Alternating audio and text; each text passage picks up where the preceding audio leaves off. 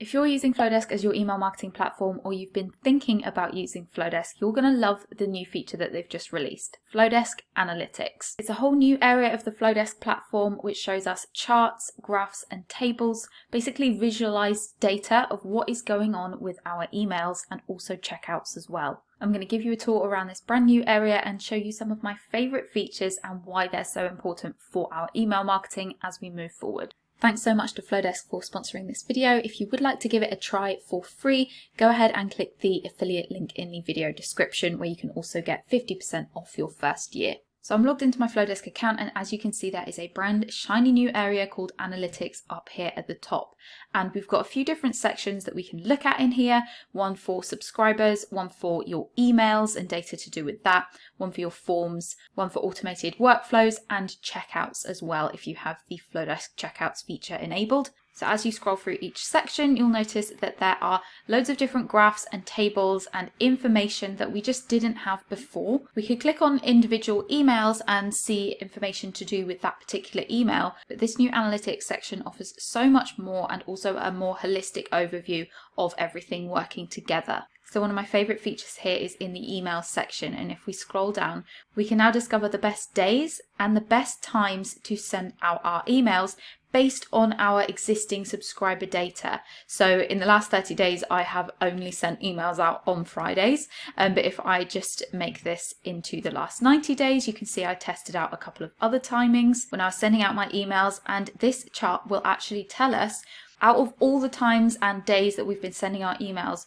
which are getting the best open rates and which are getting the best click rates. So now that I have this data available, what I might do is start sending my emails out on different days of the week and different times, because I know Flodesk is going to be tracking that and comparing the data of the open rates and the click rates that I'm getting on those different days and times. Then what I could do after 90 days of testing different days and times is come into here and actually see real data of my actual subscribers, what days and times they are opening the most emails or clicking on the most links in emails. So this will show me the days, and then this graph shows me the times. So I've just set this to the last 90 days so that I've got a bit more data to work with, but you could also choose all time as well. And this is giving me an indication of when my subscribers are most likely to be opening my emails, no matter what time I've actually sent them out. So for me, I can see most of my subscribers are opening my emails between 4 and 10 p.m. in the evening. And because this is based on my actual data from previous emails that I've sent, this is unique to my audience. Your graphs might look completely different to this. Most of your audience might be opening their emails mostly first thing in the morning. But up until now, unless you were manually tracking this somewhere else, we didn't have this information. So we can take this information and we can use it to inform when we should actually be focusing on sending out our emails. My next favorite feature is at the bottom of the email section, and that is performance by email. And this is a table showing all of the emails that you've ever sent and comparing the data of those emails. So obviously, as I mentioned before, you could click into each email separately by clicking on these bars, going to view details, and then you can see all of this information about a specific email. But now we have a table version where everything is next to each other and we're able to compare things. So right now this is just showing me a list in order of emails that I've sent most recently. But if we click on one of these parameters, such as open rate, for example, it's then going to show you these in a list of top performing open rates first. And obviously a lot of these were only sent to like 9 people. These are course related emails. But if we go and click through to a couple more pages, getting past all of those, this is where I have sent emails to my full list. And so now what I can start seeing is which of my emails have actually performed best in terms of their open rate. So there were some course sale emails, promoting a free workbook. And I can click into each of these to actually view what the email was, which is helpful as well. Or we could do click rate, for example, and see which of my emails performed best in terms of getting the most clicks. Again, I have some course related emails here, which were only sent to a few people. So let's head over to kind of page 3 or 4 here, where I've been sending these to mostly a larger list. And obviously this is showing me emails from years and years ago where I didn't rename them properly. But I can click into these and see what emails emails they were. But generally this information is so useful because if we look at the open rates, that's going to tell us, okay, maybe the email subject lines that we used on those emails were really good quality. How can we take tips and ideas from those to inform what email subject lines we could create in the future when we're looking at the emails that received the best open rates? If we look at the emails that received the best click rates, you might want to go back and check what was actually in those emails that was making people click. What can we incorporate into our future emails that are similar, that are going to encourage people to click as well? And if we look at something like an unsubscribe rate, this is the rate at which people have unsubscribed after receiving this email. So obviously we want that to be as low as possible. But if you're worried about how many unsubscribes you're getting, you could click on this parameter here to filter it in terms of your highest unsubscribe rates and look at the emails that got the most unsubscribes. Really analyze the content in those to make sure that you don't repeat that mistake. You make sure that all of your content is aligned so that you're not getting that level of unsubscribes in the future. So this section is an absolute goldmine of information that you definitely are going to want to have a look at.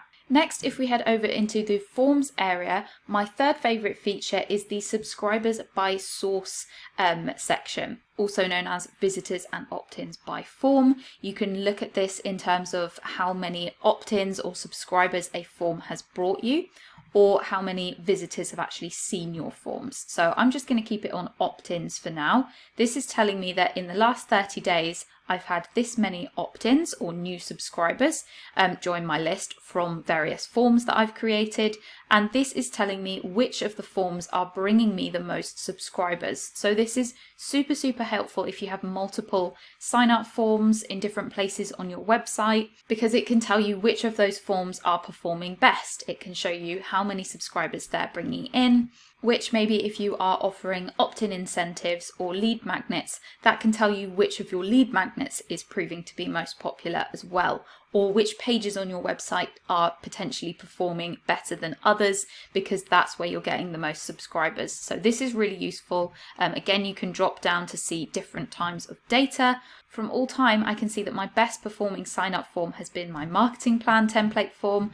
I also know from looking at my website analytics data that this is one of my most popular pages on my website as well. So I'm not surprised that that is bringing in the most subscribers overall. But I can also see that my goal planner freebie, when I created a form for that, that's been getting loads of subscribers for me. And again, other forms where I have had free opt-in incentives to share in return for someone signing up. These are all performing much better than, for example, other forms that I've got which are just more generic, saying join my coffee letters newsletter. That's not quite as appealing as offering a free incentive to go with it. So that would be why I'd say these are performing the best. So those are my top 3 features that I'm loving in this new analytics area, but you can also do loads of other things, such as track your growth over time as well. Even by months or years, you can see the improvement of your list.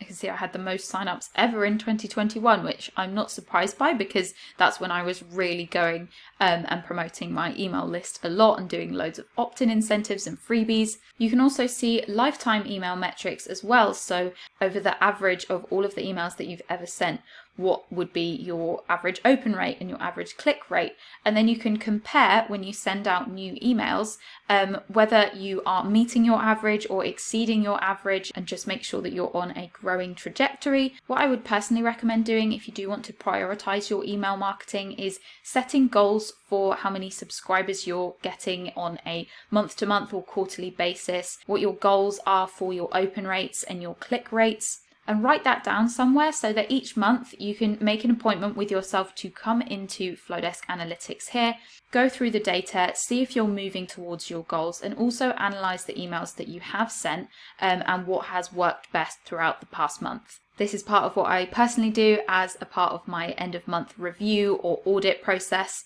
which I've shared about on my channel before, but this new analytics section is just giving me tons more data to go through and refine my strategy even further. So I'm really excited to start using this area more as time moves on. Let me know your thoughts in the comments. And if you're not using Flodesk already, you can set up a free trial for 30 days and get 50% off your first year if you sign up using my affiliate link. I'll leave it down in the description below. Thanks so much for watching, and I'll see you again for another video very soon.